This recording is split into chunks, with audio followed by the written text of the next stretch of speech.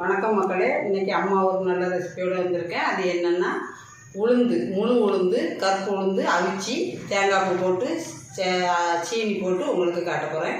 அது நல்ல ஒரு ஆரோக்கியமானது, எலும்புகளுக்கு நல்லது. அந்த கருப்பு உளுந்து பெண்களுக்கு குறுக்கு வலிக்கு நல்லது. அது எப்படி செய்யலாங்கிறத கிச்சனுக்குள்ளே போய் பார்ப்போம். வாங்க போவோம். ஒரு 1/2 கிலோ கிட்ட கருப்பு உளுந்து இப்படி தான் இருக்கும், முழு உளுந்து. இதுக்கு தேவையான அளவு நம்ம சீனி போட்டுக்கணும். தேங்காய் 1 கப்பு, அதை அவிக்கும்போது 2 ஏலக்காய் போட்டுக்கணும். அவிக்கிறப்போ 2 உப்பு போட்டுக்கணும். இப்போ எப்படி அவிக்கணுங்கிறத காட்டுறேன். இப்போ அடுப்பத்தை வச்சு சட்டி அடுப்பில் போட்டிருக்கேன். இதை வறுக்க போகிறேன். கொஞ்சம் வறுத்து தான் நம்ம இதை அவிக்கணும்.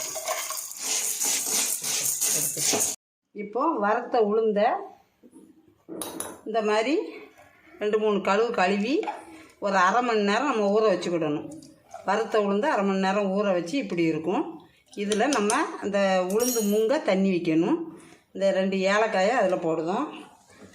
இதுக்கு கொஞ்சோல உப்பு, அந்த இனிப்பு தூக்கி கொடுக்கறதுக்காக கொஞ்சம் உப்பு, ஒரு 1/4 டீஸ்பூன் உப்பு போதும். இதை இப்போ வேக வச்சு கொண்டு வரேன். 2 விசில் விட்டால் போதும். இப்போ உளுந்த குக்கரில் 2 விசில் விட்டு தண்ணியெல்லாம் வடித்து வச்சுருக்கேன். இப்போ இதில் தேங்காய், சீனி எல்லாம் மிக்ஸ் பண்ணணும். தேங்காயை போடுறேன். சீனி நம்ம இனிப்புக்கு தக்கன போட்டுக்கலாம். நாட்டு சக்கரை இருந்தாலும் நீங்கள் போட்டுக்கோங்க. இப்படி எல்லாம் போட்டுக்கிட்டு நம்ம நல்லா இப்படி விரவிக்கிட்டு ஒவ்வொரு கப்பு காலையில் சாப்பிட்டா போதும். அவ்வளோ ஒரு ஆரோக்கியமானது. 1 கப்பு சாப்பிட்டு டீயும் குடிச்சிட்டு போனால் போதும். நமக்கு அவ்வளோ ஒரு பசி தாங்கும் இது.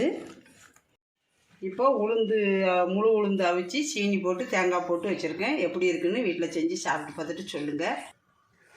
இப்போ முழு உளுந்தை வச்சு உங்களுக்கு ஒரு நல்ல ரெசிபி காட்டியிருக்கேன் மக்களே. வீட்டில் செஞ்சு சாப்பிட்டு பார்த்துட்டு எப்படி இருக்குன்னு சொல்லுங்கள். பிடிச்சிருந்தா லைக் பண்ணுங்கள், ஷேர் பண்ணுங்கள். அம்மா சேனலை சப்ஸ்கிரைப் பண்ணுங்கள். மீண்டும் ஒரு நல்ல ரெசிபியோடு என் பிள்ளைகளை சந்திக்கிறேன். நன்றி, வணக்கம்.